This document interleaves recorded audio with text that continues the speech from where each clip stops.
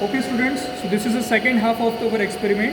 In the previous half, we had discussed the field control method and we had taken the field current, we had reduced the field current, and with respect to that we have got that increment in the speed. Now similar way we have to talk about the armature control method by the same equation of speed, where as N is directly proportional to EB divided by IF. Now we have to check what is the effect of back EMF EB upon the speed. As per this equation, we can see that the speed is directly proportional to back EMF. Means here in our circuit diagram, this particular voltmeter is connected across this armature winding of the motor. So indirectly or directly, this voltmeter is measuring right now our back EMF EB. So in this particular setup, we have to measure our back EMF or the voltage across the armature winding, which is a back EMF, and the speed, and we have to plot the graph across it. And as per the theoretical equation, we got that idea that our speed will be directly proportional to back EMF. Means if you are increasing the back EMF, the speed will increase, and if you will decrease the back EMF, the speed will decrease. Now let's verify whether it is happening here or not. Here this setup is regarding to the this rheostat was connected in series with the field winding. I have set it to some fixed position, so that means I am not going to change it, because in this we haven't to change our field current. Ultimately this rheostat right now, which we have to concentrate on in this particular setup, because this rheostat is connected in series with the armature winding. So here right now I am setting it to the maximum position. Right now I am putting it to the maximum position. So for this maximum position, here it is offering the maximum resistance in series with the means armature winding, so that back EMF value will be minimum, and accordingly the speed should also be minimum. If I am reducing here the value of resistance step by step, then our back EMF that should also increase, and so as our speed. So right now in this particular situation, let's verify first of all what is the value of back EMF and what is the relative speed. So as we can see the reading right now in this present situation, our back EMF voltage is near to 80 volt.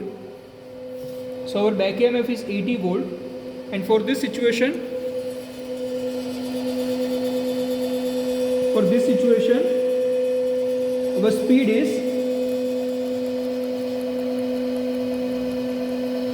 our speed is only 510 RPM.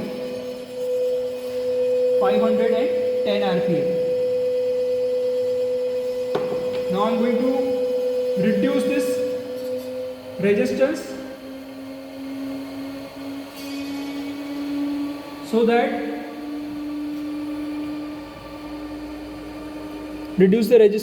that my back EMF value will increase.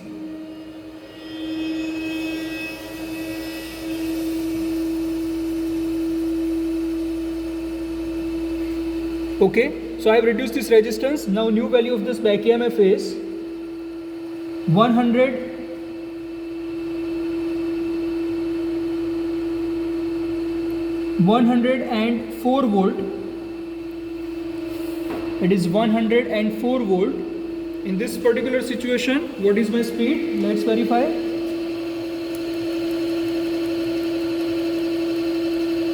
The speed has been increased to 690 RPM.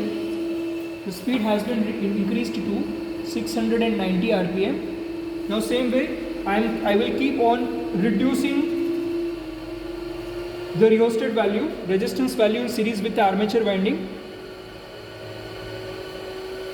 So the back EMF will keep on increasing. Right now the back EMF value is 120 volt. The back EMF value is 120 volt. So my speed will increase to, it is 805 RPM. 805 RPM. Now I will keep on reducing the resistance in series with the armature winding.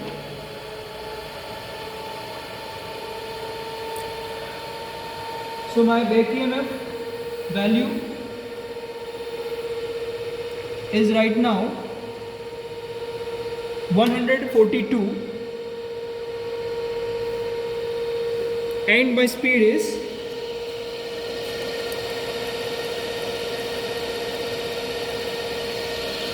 speed has been increased to 965 rpm. 965 rpm. Again I am reducing resistance.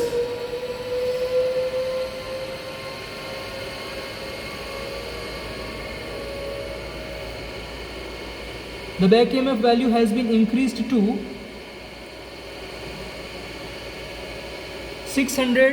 165.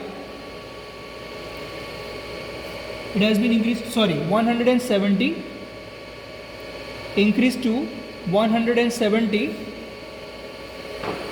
and my speed is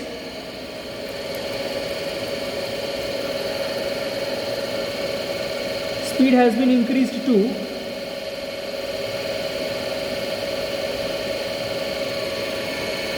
1165 actually.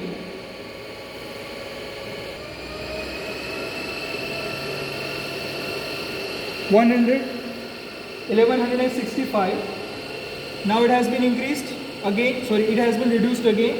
Now back EMF I have taken to, let's take the maximum of the maximum possible right now as far as this setup is concerned, which is 220 volt. So I have taken the maximum reading, 220 volt. This is back EMF.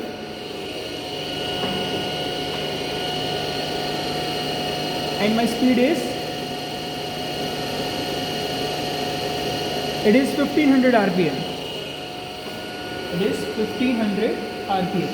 So as far as this indicates, you can see that as back EMF value is increasing, so as our speed is increasing, and this is verifying our equation of speed with respect to back EMF and field current. Thank you.